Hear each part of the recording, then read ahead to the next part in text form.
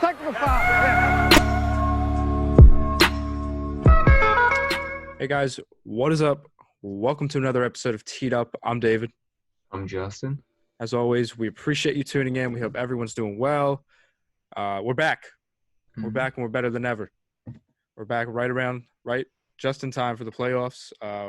We apologize. We haven't uploaded in a while. You know, I'm busy. I'm in the process of moving. Justin and I, we got school going on right now. School just started. Yep. And it just so happens, like Justin said off the air, that right when the playoffs are starting, this is when, all this busy stuff happens. Mm-hmm. So it's not really our fault. It's more like just COVID's fault, just more the whole rescheduling thing. So we apologize, but we're going to come back better than ever on a good schedule. We got you guys. Don't think we forgot about the show. We're still here. Yep. Yeah, so hope you guys have been doing well. We appreciate you guys tuning in as always. The playoffs are back. A lot of great stuff is happening. A lot of terrible stuff is happening. If you're a Sixers fan, we'll get into that later. But right now, we do want to talk about this Lakers game that happened last night rather. So game one, didn't go the way that LeBron and company wanted it to go. But then game two, Justin, you saw the King doing King things. You saw AD having a great game. I don't think the King really did King things. I think it was the rest of the Lakers showed up. On the stat sheet, you might not see it, but, as far as, as a defender and as just being like LeBron being just a player coach, like if you watch him, you've seen this mic'd up. It's all over Twitter. It's all over Instagram. He's doing phenomenal as a player coach, mentoring this young team. So obviously, the Lakers demolished the Blazers last night, score 111-88. So the series is tied 1-1. And a lot of people, before game two were deciding, hey, what's going to happen if the Lakers get upset in the first round, if LeBron gets upset in the first round, rather. So, Justin, I did want to start this off, how much of a shot realistically, because everyone has a shot, there have been 8 seeds that have upset the West. How much of a shot does Dame and co really have against the Lakers? The way the Lakers have been playing, I give Dame and his whole Trailblazer crew a great chance of upsetting the Lakers, just based off of what we've seen from the Lakers. Because we've seen them have good games in the bubble, and we've seen them have some really bad games. Now, this Dame injury, he dislocated I believe it was his pinky finger. I think that's what it was. He dislocated that. So we'll see how that affects him. Because if Dame is affected by that, I think the Lakers should be able to win this in 5, maybe 6 games. But as long as Dame is coming back to his normal self and this Trailblazers team is hitting their shots, I think the Trailblazers have a really good chance of winning this in 7 games. I think it's going to be a good series. It's going to be back and forth. I think it's going at least 6 games, definitely. More likely 7. But, I think the Trailblazers have a really good chance of upsetting them just based on I don't trust anyone on that Lakers team. Even LeBron down the stretch, we saw it in game 1. He was passing up open looks at the end of the game and giving it to guys like Alex Caruso, who took the 3-pointer there to bring it within 1 point, but he bricked it. We're just seeing – I just don't trust that team. Anthony Davis plays well in the first half, but third quarter he's been inconsistent, and fourth quarter he's been non-existent. So I'm just not sold on them. Somebody's got to step up. You got to get either J.R. Smith, KCP, Danny Green. If any of those guys don't show up, the Lakers are kind of screwed. Doesn't matter. AD could be dropping 40 and LeBron could be dropping 25, 9, and 9, and it won't make a difference if Kyle Kuzma, Danny Green, KCP, all those guys don't show up. It won't make a difference. The Lakers will lose. I mean, obviously what Damian Lillard and CJ McCollum have been doing recently is phenomenal. I think it's great. I think that whole Paul George thing was, setting a fire right next to another fire. You know what I mean? So, obviously, that fueled Damian Lillard. But we have to realize something here. This Lakers team has 2 top 5 NBA players on it, nonetheless. So you can say what you want. Don't show up in the fourth quarter. They do show up in the fourth quarter. Do they? Yes, they do. Because Anthony Davis has had multiple games where he scores less than 3 points in the fourth quarter. And in the first game of the bubble, when the game was close, LeBron James was passing up the open shot, and he did take the open shot and bricked it at the end of the game. And Anthony Davis had 6 points in the second half of game one, and he only had 2 points in the fourth quarter But did of they game even one. need to show up in the fourth quarter? I mean, they were up by 30 in the third because of Anthony No, Davis's 31 and no. 11. I'm talking about game one. Game two was different. Game two, you can't count the second half because it was a blowout. I'm talking about game one and throughout the bubble. Anthony Davis and LeBron James did not show up down the stretch in the fourth quarter. So that's where my worry is. That's where I'm not sure if they will be able to come up because I don't trust Danny Green, KCP, Alex Caruso. I don't trust any of those guys to be hitting a game winner, big shot, and that's what it's going to come down What to. about Kuz? He's going to shoot it. He's definitely going to shoot it if he gets it. I don't trust that it's going to go in, though. But he did. You just saw that game winner against I believe it was Houston. It was against Denver. And Denver rested their starters they rested their starters from the beginning of the game and then rested their bench players. So they were playing their second and third string Nuggets, and they almost lost that game. And that was with LeBron playing 38 minutes, AD playing 40 minutes, Kyle Kuzma playing 38. Those guys were playing that full game, and they almost lost to the Nuggets third stringers. So there's no way you can't be concerned about it. I think you have to give Dame and the Trailblazers a very good chance to at least take this series to 7 games. Maybe not win it, but at least take it to 7 games. I don't think you can count the Trailblazers out. I'm not saying that you should count the Trailblazers out. I'm just saying this is LeBron's best team that he's had probably since 2016. It's his best teammate he's had, but certainly nowhere near the best team. I think it's the best team that they've had since 2016. I think they have a lot of great role players. I think Danny Green is doing well. I think J.R. Smith, you saw him in game two. Danny Green hasn't hit points. a jump shot, I don't think, in 10 games. Feels like he's airballed every jump shot since he's entered the bubble. You still got that 3-and-D. You still have J.R. Smith, who dropped 11 points. You still have JaVale McGee, who dropped 10, who had 10 and 8. These are solid role player numbers. J.R. Smith didn't even play game one. In game two, he only came in and dominated because he was going up against the Trailblazers backups in the second half. They didn't even play. He played 1 minute in the first half. But you're still forgetting that this is playoff LeBron. I mean, this is not just regular season LeBron. Playoff LeBron's going 10, 8, and 8. That's playoff LeBron? It's one game. Okay. Well, he played arguably his best game of basketball that he's played in a long time in that game one, and they got dominated for the majority of that game. I'm just saying, just because of this one game that he dropped, he had 10.7 assists and 6 rebounds. Don't count him out. Obviously, he had a tremendous game in game one. It's probably going to happen in game 3. It's probably going to happen in game 4. It's probably going to happen in the semifinals. It's probably going to happen in the Western Conference Finals. It's probably going to happen in the finals because the Lakers are going to make the finals.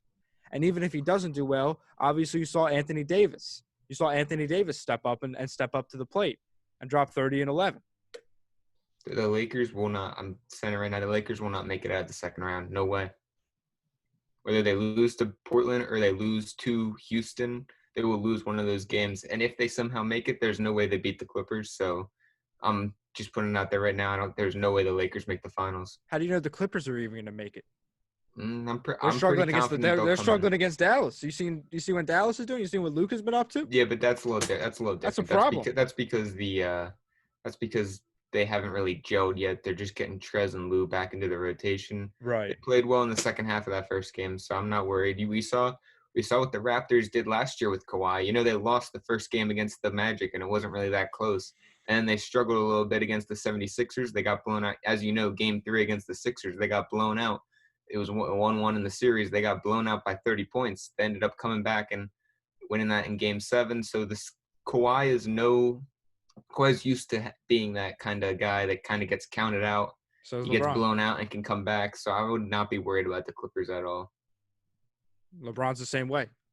Yes, but LeBron's going up against a guy that's been proven to knock out superstars in the playoffs, and Damian Lillard. Luka's never done that. Kristaps has never done that. They're new here. So I think as the series goes on, as they get more pressure on them, they will start to crumble just based on the fact that they're too young. I don't think they're ready yet. I think next year is the year that the Dallas Mavericks make a deep run into the playoffs. I don't think they're quite there yet. This is a good experience for them, and I think they can push it to maybe 6 games. But realistically, I think the Clippers handle them pretty easily. Well, we definitely we'll see tonight actually at 9:00. Mm-hmm. The Clippers take on the Mavericks. Technically, the Mavericks are home, but really everybody's home. So I don't even know why I said that. Um, you get the home court announcer. You get your guy yeah, counting or saying the lineup names, and I think you get to pick the guy singing the national anthem before. But I think that's about it. That's the only rule. And you get your logo on the court. But other than that, there's not pretty much much it. else. That's it. But it doesn't feel like a home court advantage at all. No. So let us know what you think about this Lakers team. Let us know what you think about the Clippers and the Mavericks. Do you think Luka's? It's really interesting to see because I did think that Luka would actually do what he's doing right now. I think he's still got a pretty good shot against the Clippers. I think they could go probably 6 games. It will probably be 5 or 6 games. There's no way. I don't think they push it to 7. I don't see that.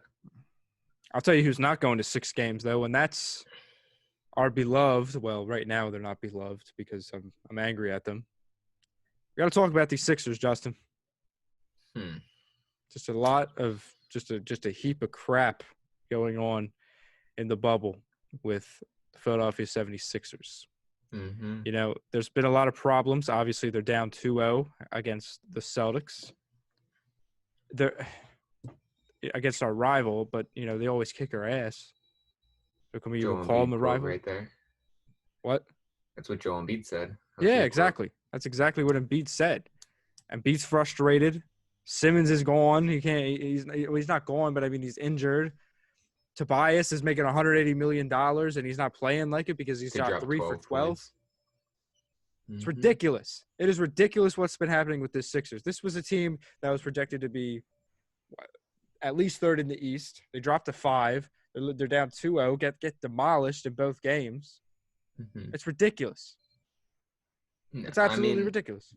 When you look at this team, there isn't a single player. There's only one player you cannot blame for this, and that's Joel Embiid. Mm-hmm. Everyone else, actually, you can still even blame Joel Embiid because he was load managing during the regular season.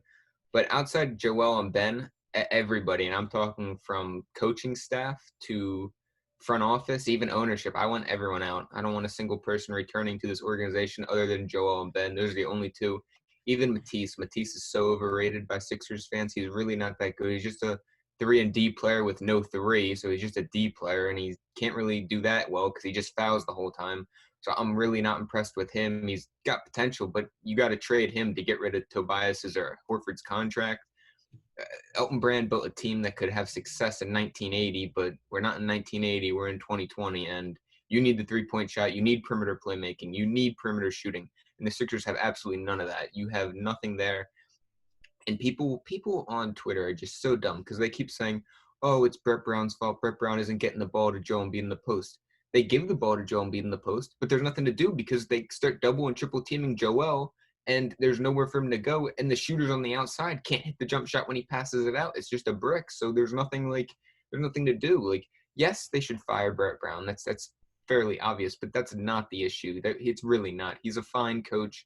He's really just overdone it here. He's kind of his time's done. But I mean, that's just like a minor issue. If you expect to just, it's like putting a Band-Aid over a bullet hole. That it will help it, but there's much deeper issues there that need to be fixed. It doesn't really. We saw Brett Brown had success with a team last year that was built correctly, and now this year's team is not built correctly, and he struggled with it. So I don't think it's necessarily on Brett Brown. Brett Brown should be fired though, but the people that are just saying fire Brett Brown are just, I think, so stupid because it's really not his fault. He has to go, though, but it's really not his fault. I blame it more on the ownership. This team was built so poorly. Elton Brand needs to be gone. Absolutely. And everyone that's left over from the Colangelo staff, like Ned Yost and some of these other guys, they need to just go. They're so overdone. I can't stand them. They need to get out of here. And honestly, Josh Harris should sell the team. He just needs to get out of here. Go buy the Mets or something like he wants to. So I'm just so sick of it. Luckily, I do think the Sixers have a chance to pull tonight's game off. There's no way the Celtics will shoot at that clip again. We were contesting their shots, and they literally couldn't miss. And we had such a big lead. We finally cut down on we actually had a decent coaching performance by Brett Brown because we were able to cut down on the turnovers. We were able to fix things. And he got the shots he got Joel Embiid to take extra shots down there low in the post. And everything we asked for in game 1 happened in game 2, except the Celtics couldn't miss their shots. I just don't really know what to do. You need perimeter playmaking. perimeter shooters. You need a true point guard. I love Shake Milton. He's a solid player, good bench piece, but he is not a starting point guard in the NBA. He is just too small. He Mhm. needs to put on weight. He's just getting bodied around by Marcus Smart out there. I mean, it's kind of pathetic to watch. On the defensive end, he just gets bullied. And on the offensive end, he just gets pushed off the ball, picks up his dribble constantly. That's why people always say, oh, you don't want Raul Neto in there. He's so bad. But you actually need him in there because you need a true point guard that holds on to his dribble and can like dribble down the lane, get the ball to Embiid, or kind of pull up and around, kind of like TJ did. You need a true point guard in there. And a consistent shooter. Yeah, and Neto's not good. We all realize that. But what are we supposed to do? We don't have another true point guard in there. That's not Brett Brown's fault. People are saying, oh, you're giving him too many minutes. Well, how about we get a true point guard in there that can come in and play minutes? Like, we don't have that. So while people want to go blame Brett Brown, yeah, he's doing the best he can with what he has. He doesn't have enough stuff to win games. Like, it's everything is wrong about this team. Everything just needs to be switched. Tobias can go, Horford can go, Jay Rich needs to go. Everyone needs to go other than Ben and Joel. And honestly, if you are winning now, maybe you do trade Ben for a king's ransom. But it would have to be a lot. Absolutely. And, I obviously I don't think Brett Brown is a championship coach. I don't think he's a coach that can lead a team by himself. I mean, you saw it with San Antonio when he was an assistant. Obviously, you saw them, have success but that was because he was under the legendary and the greatest coach of all time, in my opinion, in Greg What about Popovich. last year? He took. Yeah. No. I'm not saying he's a bad coach. I'm just saying he's not a championship coach. I'm not saying that he can coach a champion. I'm not saying that he's a He terrible coach. almost did last year. He's not a coach that will. He's not a coach that will elevate you, but he's not a coach that will hurt you. He's just kind of mediocre. Right. And the problems do stem from obviously Elton Brand because you trade for Jimmy Butler and you give up Dario Saric, Jared Bayless, and Robert Covington, who Robert Covington was a solid 3-and-D player. I wasn't a big fan of him, but obviously I was a huge Robert Covington. Yeah, like I was just gonna say, the city of Philadelphia, I was he was beloved by the the city. Obviously, you had Dario, who was a great inside defender, decent shooter, decent offensive game. Only for Jimmy Butler to leave next year because Elton Brand doesn't want to offer him a max contract. Mm-hmm. So he does the sign and trade for Josh Richardson. Then he panics and signs Al Horford to a 4-year, $100 million contract, even though Al Horford's already 33. So by the time the contract will be up, he'll be on his way out of the league. Mm-hmm. And like you said, didn't sign a shooter. And you were talking about putting in another point guard. Or what about when he released Trey Burke? I mean, obviously Trey Burke isn't perfect, but obviously, but if you still had him on the team, you would have still had depth, and you would have still had somebody to go in. Mm-hmm. It would have been another guy, but it's still not a solution. They're much deeper. Missing Trey Burke is not the issue. There's a lot more wrong with this team. Absolutely, absolutely. I just don't think we have the depth. I don't think we have the star power. Obviously it's not all on Ben, but I still think he needs the jump shot. I mean, that's getting a little ridiculous at this point. Obviously right now it's not his fault because he's hurt, but still, yeah. So it's just a whole frustrating thing, and they just have to, just blow up the whole team, keep Ben and Joe, just go through a whole thing. And like you said, if they have to trade Ben, I wouldn't, I wouldn't, shop around. But if a team came up to me and offered me something, I wouldn't, consider. I wouldn't. I'd probably look at it. I saw this. Bleacher Report put something out. It was the number 4 pick, Zach LaVine, Lauri Markkanen, Colby White for Ben Simmons and Jay Rich. I think it was. Would that intrigue you? For the 4th pick? 4th pick, Lauri Markkanen, Zach LaVine, and Colby White for Ben Simmons and Jay Rich. Yeah, I would take that in a heartbeat. Yeah, I was thinking the same thing because at the 4th pick, you could potentially be talking LaMelo, Obi Toppins, one of those guys. Anthony Edwards. Yeah, well, I think Anthony Edwards goes 1, but we'll talk about that later. You're gonna get a quality player at 4. You get Lauri Markkanen to be your stretch 4. Killian Hayes. Hayes. Zach LaVine becomes your guy, kind of your Jimmy Butler role that you were missing this year. So, and then you get Kobe White as a solid point guard who can, if he's not your starting point guard, he can come off the bench and create for you. So I would at least look into it. Yeah. What if I don't think this will happen, but let's say the Warriors offer a package deal for Joel Embiid because they're really struggling with the big man. What would you take? It would have to be Wiggins. I would assume it would be like Wiggins. See, they'd probably want to give us Draymond Green, but we don't need Green because he's kind of like a Ben Simmons type player. So I don't Right. think you'd take him. It would probably have to be like Wiggins, Eric Pascal, the second overall pick for sure, a future first, and maybe another role player. It would have to be at least the minimum for me to consider it. Mhm. Yeah, but like I'm just saying, when the draft comes around, and the Bulls are on the phone with the Sixers, and if I was Elton Brand, I'd listen. I would pick up that phone. I hope it's not Elton Brand. If he is the GM come for the draft, where the Sixers are really screwed. Yeah. Let us know what you think. I know a lot of people are gonna, a lot of Hold people. on. Do you think the Sixers can even win a game against Boston, or do you think they get swept? I don't know. I honestly don't know. If it Well, was here's the game, thing. Like, there were a lot of people out there that were predicting the Sixers to win this series, but they were predicting them to win it in 6, 7 games anyway. So you were going to be losing 2, 3 games no matter what. They're only down 2-0 here, and they do. While home court doesn't matter, they are home again. So I do think they win tonight. I think they lose game 4. I think they win game 5, and they do lose game 6. I think it's going to be Celtics in 6.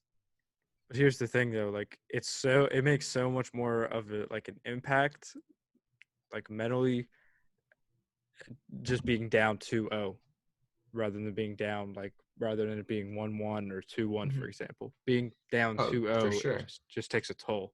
Mm-hmm. So it's going to be interesting. I really don't think that they have a snowball's chance in hell in winning this series, but I hope they prove me wrong. Because as a Sixers fan, it's frustrating. Oh yeah. So let us know what you think about the Sixers team. A lot of people aren't fans of the Sixers, but I really don't care what you think. Let us know what you think. So Justin briefly mentioned the draft lottery, which happened last night. If you're watching this, by the time we upload this, it'll be the 20. By the time we upload this, it'll be Friday, August 23rd, 21st, actually. So draft lottery happened tonight. The biggest thing, I guess the key things that happened was the Timberwolves got the first pick. Warriors got the second. They're probably not going to keep that pick. The Knicks fell to 8th, which is hilarious. They just keep Yeah. getting screwed over. I honestly feel bad. I know they're in our division, but I feel bad, for all No, those I New love York it. fans. In my opinion, hopefully there's no like sniper from like the NBA pointing a laser at me right now, but I think the lottery's rigged. I think they love the narrative that the Knicks are terrible and that the Knicks are a dumpster fire. So I think that's why they gave him the 8th pick. I mean, I knew it was rigged once they gave the Cavaliers before LeBron came back to Cleveland. I knew it was rigged then because they gave the Cavaliers 3 straight first overall picks. There's a lot there to, when you look back at it, that it could be rigged. It's not. Who knows? It's tough to tell. But Justin, with this Timberwolves pick, they got the first pick. Who are they probably taking? I think I know the answer, but who do you think they're going to take? I see a lot of people saying they should take LaMelo Ball, but I love LaMelo Ball. I think he's gonna be a great player, but I totally disagree. I think they go Anthony Edwards there. I think Edwards with D'Lo and Cat is just a great big 3 to build around. I think you can really get something good there. I think the T-Wolves were already playing well. Once they got D'Lo, I think they can make a deep run next year. I think I think they'd honestly probably be a playoff team, borderline playoff team at least next year. The West is going to be loaded next year because you'll have a full year of Zion. The Warriors will be back. A full year of the Trailblazers with Nurkic. It's going to be a loaded Western Conference, but I think the Timberwolves will be able to hold their own next year. And honestly, I was looking at it, and the Suns finished, I think it was with the 10th pick. What if there was a little trade there where Cat and Booker and D'Lo are great friends? Maybe they could figure out a way to get the first overall pick. I don't know, something like first overall pick, Jarrett Culver, a couple other guys, future first round picks, and maybe land Devin Booker.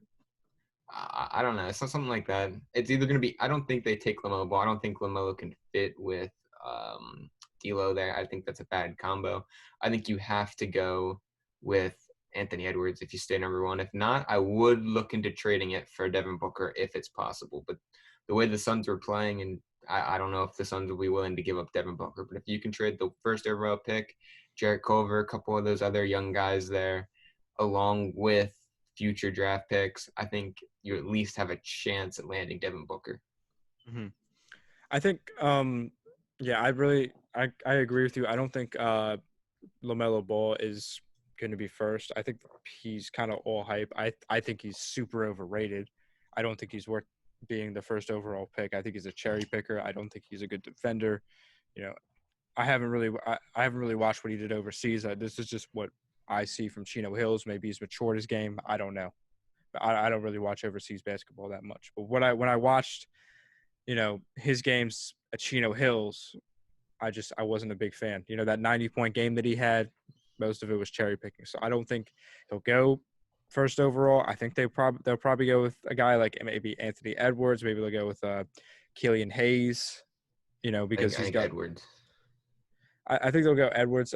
Maybe the Bulls will possibly take Killian Hayes. I think the But Bulls take LaMelo. yeah, LaMelo might drop down because you have to realize he did that whole thing where he was going to go to college, and I forget what LeVar pulled him out. Mm-hmm. Then he went overseas, played for Lithuania. Now he plays for, I forget what's the team he plays for now. I don't know how to pronounce the The overseas team. the Illawarra Hawks or something like that. It's something like that, yeah. I'm not sure. I apologize for mispronouncing it, but I don't think he'll go number one. I got the Timberwolves taking Anthony Edwards. I think that'd be a great pick for him. I don't think. Look, I don't think the Warriors are honestly going to keep that pick. They could probably trade for a guy like Rudy Gobert. They could probably trade maybe for Cat, something like that. No way they trade for Cat, but they definitely need a center. They definitely need a star power and a star power big man. That's where they could take. I'm going to assume they keep the pick and take Wiseman, but I could very well see them trading it to get a superstar in the range of a same age as kind of like the same age as Clay and Steph, something like that. But second pick, if that holds true, I think the second pick will be James Wiseman, and then the third pick would be. See, this is where LaMelo comes into play. I think LaMelo definitely won't go to the Warriors because they already have Steph and Clay and Wiggins down there, so they don't need any more guards, small forward. They don't need any of that. You get to the Hornets. Hornets are interesting because they just had Devontae Graham go ballistic this season, and he played really well. He was their point guard. They already have Terry Rozier on a big contract. So, I mean, I don't know if they can really afford a point guard at that spot. So I don't think they go point guard. I think they go somewhere else, maybe big man, maybe forward, Obi Toppin. I don't know where they go with that. That's a very interesting pick in my opinion there. But then the fourth pick, you get the Bulls, and I think that's where LaMelo could land. What do you think about the center from USC? And if I butcher his name, I apologize. I believe his name is Onyeka Okongwu. No, I know you're talking about. He's not bad. I think Wiseman is the number one center off the board. I think he definitely goes first, but I like his game. He has potential. I think he could be a good player. Yeah, I mean, I watch him and I kind of get like Bam Adebayo vibes from him. Kind of like Rudy Gobert vibes from him. So I think he could honestly be taken before Wiseman. It really depends. Wiseman is a risk. I haven't seen him play in a while Yeah. since he dropped out of Memphis. Yeah, and this is just me. I don't watch a lot of college basketball. I'll admit it. I don't really watch a lot. Pretty much like the whole limit for me is like I do know like the key guys and like guys like that. Like I watch like Duke, Kentucky, Nova, but I don't watch I don't know every single player like a lot of people do. So it's going to be this draft is pretty stacked. I'm pretty excited to watch it. Yeah. Do we have a draft date, or is that still TBD? I think they said it was in September sometime, so next month probably. So I'm not. If anyone knows, leave a comment down below. Appreciate it. But yeah, let us know what you guys think. So now we're gonna get back towards the Lakers and the Clippers and all these contenders. We're gonna talk about our finals predictions. You know, because you know, and it's getting a lot more intense to talk about finals predictions because of all these like upsets that could potentially happen. Justin, I want to know your updated finals predictions. What two teams from the East and the West are going to be in the finals for you?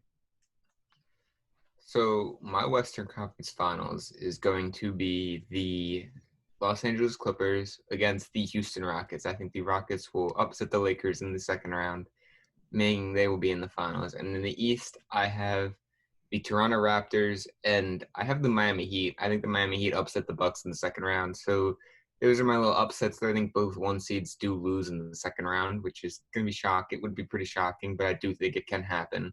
The Bucks and Lakers haven't been playing well. The Rockets and Heat have been playing lights out. And from there, I think the Raptors' stingy type defense there and good coaching is just going to be too much for the Miami Heat to handle. They're just a little young. I think they'll really affect their shooters. So I have the Raptors coming out of the East once again. And out West, I think it will be a great series between the Rockets and Clippers. I think that will be very good. But I do have the Rockets taking the slight edge over them. I have the Rockets coming out of the West. And then I have a Rockets-Raptors finals, which is kind of a little interesting one. But I do have the Rockets winning. I think if their small ball type play is just being lights out right now, they're taking so many three-point shots. They're falling. Everything has been great. I do have the Rockets coming up as the champions. Now, this is assuming Russell Westbrook comes back and plays. If Russell Westbrook is not playing, I do think the Clippers move on and win the championship. I think whoever comes out of the West wins the championship. I don't think the East can really compete with the West up top there. I think the Lakers, Clippers, and Rockets are too strong to kind of contend with the Bucks or Raptors or whoever does come out of the East. But if Russell Westbrook comes back, I'm telling you, watch out for these Rockets because they're playing lights out on this Thunder team. James Harden even struggled game 2, but they still blew him out of the water. It wasn't even close. And, I mean, James Harden is known for winning series by himself. He has the most series won without a second All-Star. So him playing without Russell Westbrook in this first round really isn't a big issue to me. I think they should have handled the Thunder like they are right now. I think this is pretty reasonable for them. A lot of people had the Thunder coming in with an upset because Russell Westbrook wasn't playing, but I didn't see it. I thought James Harden would be good enough to propel this team to the second round. And last time we saw James Harden with the second All-Star, we know he really should have made the finals that year and probably won the championship if it weren't for the fact that CP3 got hurt. So now he has that second All-Star, and I think that will kind of propel them over the top. Their defense is just incredible right now. They're pesky. They're hitting their threes. They're getting the shots. And it's just a great team. I really like it, and they are my pick to win the championship this year. I completely disagree. I'm just going to get that right off the bat. I figured. I think the Rockets are going to, I don't, for lack of a better word, crap the bed. The word I was going to say, but I don't want to say it on here. But, if you've seen, the track record of James Harden in the finals, the track record of Russell Westbrook in the finals, that they end up not making it that far. Now, my Western Conference teams are going to be LA and LA, and I think LA is going to win it. Good pick. Thank you. No, I think it's going to be Clippers and Lakers, and I still got the Lakers going for it. I think they're going to win. I think it'll probably go to 6 or 7 games with the Clippers. I don't think they're just going to blow the Clipperland out of the water. I think it's good. They're going to give a tough fight. I think it's going to be something like what was Mr. Clubber Lang? I think it's going to be something like Clubber Lang and Rocky Balboa in the Western Conference Finals. But then Rocky comes out on top. I think the Los Angeles Lakers are going to be Rocky Balboa. But Clubber Lang, aka the Los Angeles Clippers, are still going to give him a run for their money. Now for the East, I got the same as you. I think the Raptors and Miami are going to be tremendous. I just think Miami's going to obliterate Toronto. I think this Miami team, they're young, they look good. They got the shooters, they got the defense, they got the star power with Jimmy Butler. I think that I love this Miami team as much as I hate to say it. They're so fun to watch. With Duncan Robinson and Tyler Harrow and Bam Adebayo and Jimmy Buckets. I think they have a great shot to make the finals, and I honestly see a Lakers Miami Heat finals, which is going to be very interesting. You know, I wish this whole COVID thing didn't happen so that LeBron could travel back to Miami and play in the finals against his former team. I think that would be absolutely amazing. And obviously, I'm going to take the Lakers. I'm going to probably take the Lakers in 6. Yeah, see, I don't think that's happening. I think the Miami Heat really shouldn't be getting past the second round if it weren't for the fact that Giannis always chokes, and Giannis has had this team not playing very well. This Bucks team has been playing very bad, and I think that's the reason the Heat move on. I think it's going to be a deep series, but I think it's more so the fact that the Bucks aren't that good, and they're just kind of overrated than it is the Heat are underrated and that good. I think it more falls on the Bucks' failures than the Heat's success, and I think the Raptors would beat the Heat in 5 games in the Eastern Conference Finals. That defense, the guard, they just can't compete. The Heat on their wings, they have those shooters, but Tyler Herro, Duncan Robinson, those guys aren't great defenders. And I think you'd be able to kind of contain them if they get inside. Bam Adebayo is just not that tall, and I think he'd be able to kind of be stopped a little bit by the interior presence of the Raptors. I think maybe Pascal, Bam can guard Pascal, but I don't know who would guard their big man down low. Jimmy could take away maybe Fred VanVleet or Kyle Lowry, but the other one's still going to be going off for 30 to 35 points. It would be interesting, but I don't see it. I think they're too young.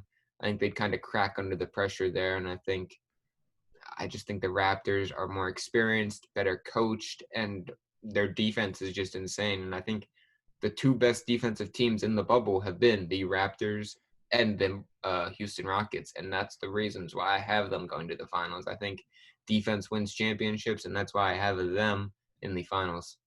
Yeah, I don't think. I mean, here's the thing though. Like, my whole thing is, the star power with Miami, like I said, and that's Jimmy Butler. We saw how close he was to being in that position in the conference finals. I think if anybody wants it this year, I would say Jimmy Butler. I think Butler wants it more than anybody because of how close he came last year against the Raptors when he was playing for the Sixers.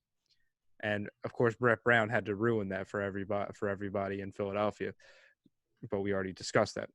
So I think Jimmy Butler's going to be determined. I think he's going to be, just completely on point. I think they'll probably beat the Raptors in 5 or 6. I totally disagree with that. No. I mean, that's just that's just what I see from watching Jimmy Butler. I think we're seeing a much better Jimmy Butler this year than we did last year. The Jimmy Butler that's shooting 20% from 3-point range on 2 attempts per game.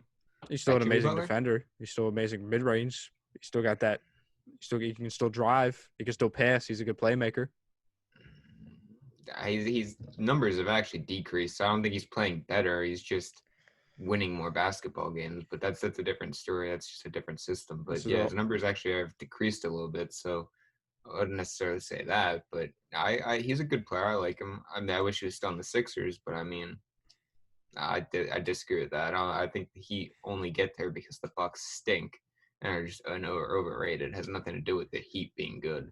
Let me ask you this though. If I want to go back to Los Angeles and go back to the Staples Center. Well, not really the Staples Center, more so Disney World. Let's say LeBron loses early because, I mean, you think that the Blazers have a good shot. Do you think that ruins LeBron's legacy at all? Yes, it does. It tarnishes it just based on the fact that he should not be losing. He has a top 5 player in the league. Most people, I disagree with it. I say he's top 7. Most people would say he's top 5. I think he's top 7. But I think majority of NBA fans would say he's top 5. And if you have a top 5 player on your team, you should be getting past the first round if you were the number 1 seed. There's no excuses there. I don't care if you're in the bubble with no fans. LeBron came out and said his team was ready. LeBron came out and said they're ready for this. He had Alex Caruso miss a wedding for us. They were prepared. There's no excuses for them. They were ready for it, and they're just not playing good basketball. There's nothing wrong with it. It's going to tarnish his legacy. Well, if that's the case, then why don't we talk about Michael Jordan? Here's a guy that never made it past the first round for a while. He was struggling. Did he have a top 5 player on his team? Was he an experienced veteran at the time? No, but he's your so-called GOAT, and he's seen as the GOAT in many people's eyes. Was he the one seed and losing to an 8 seed with a top 5 player on his team? He I still don't think lost in the so. first round. I don't think so. I don't think he lost in the first round with a top 5 player as the 1 seed. When he had Scottie Pippen on there, he did not lose in the first round. He was going deep every year. So why? Yeah, but No excuses for LeBron here. He still lost in the first. But there was no excuses for Michael Jordan if he's the so-called GOAT. There's a difference when you're leading a team by himself. LeBron struggled when he was by himself too. He had 1 year he went to the finals because he was playing a bunch of teams that really shouldn't have been there, and he got pretty lucky on that run. But other than that, LeBron wasn't great in the playoffs up until he went to Miami. I completely disagree. His legacy would be tarnished no matter who it is. I mean, okay, ruin is a very strong word. It would not be ruined, but there would certainly be a dent in it. People would not view him the same if he loses in the first round, for sure. I disagree, and there's nothing they can do to change my mind, which is why I just want to call this episode. Okay. You disrespected the king again. The I mean, it's not going to happen. He's self-proclaimed like king. the king, Yeah, the guy that called himself the king. the guy that everyone calls the king. Yeah, he gave himself that nickname. Whatever. Let us know what you guys think about this, LeBron legacy. We're probably going to put up some Instagram polls about all these. So, your vote counts. Definitely. It's probably the most important vote right now. All right. So that's going to wrap up this episode. We hope you guys enjoyed. And I think you guys have a good one.